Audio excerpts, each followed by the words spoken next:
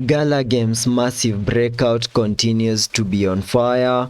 and at the time of this recording, Galagames is now holding above the 20-day MA here on the 1-hour chart, which is now acting as support for us to continue gearing up. We have also managed to break above resistance at the 0.026, flipping that key area of resistance back into support.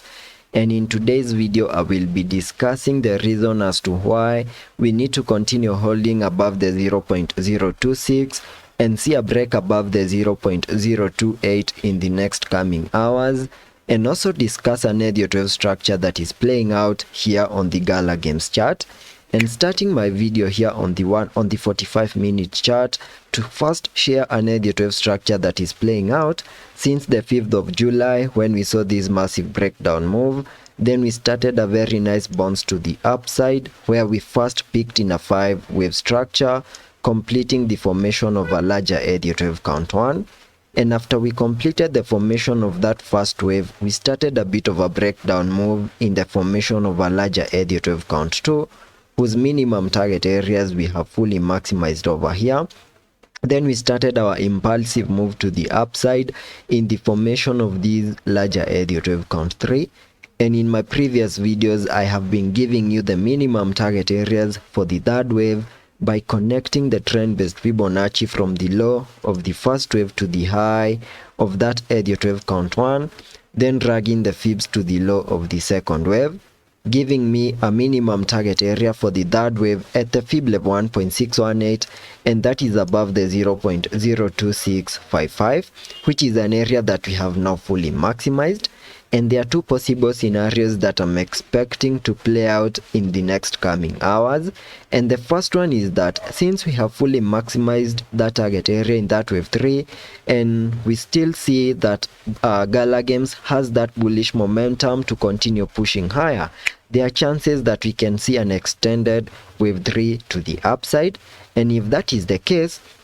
then I'm expecting Galagames to continue seeing higher prices to the next area on the Fibonacci's, which is the fib level 2.618, which perfectly lies above the 0.0369, which is the area over here. So my next target area, in case we continue holding above the 0.026, break above the next key areas of resistances and continue to see that bullish momentum, then the 0.03069 is my next target area. And once we have a high in place in this wave 3, then we can expect a bit of a pullback in a wave 4. Then expect another massive bounce to the upside in the formation of a larger Elliot wave count 5 once we have a low in place in that Elliot wave count 3.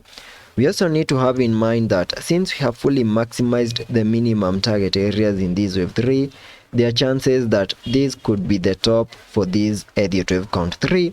and maybe in the next coming hours we might see a bit of a short-term pullback in the formation of that Elliot wave count 4.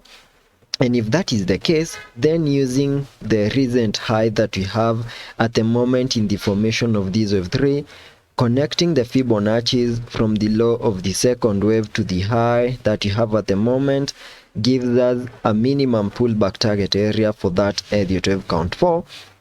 between the fib level 0.5 and the fib level 0.382, which perfectly lies between the 0.02418 and the 0.02335, which is the area that I have marked here on the chart. So in case we lose the 0.026 and we continue seeing a bit of a short-term pullback, this is the area to watch out for. And once you have a low in place in this Elliot wave count 4, then I will be expecting even higher prices in the formation of that larger Elliot wave count 5, possibly taking us back above the 0.035. So those are the two possible scenarios that I'm keeping my eyes on, and we need to continue paying a lot of attention to those key areas of support that is above the 0.02601 and the next key area of resistance at the 0.02807. And that's all for this video, and I hope to catch you on the next one.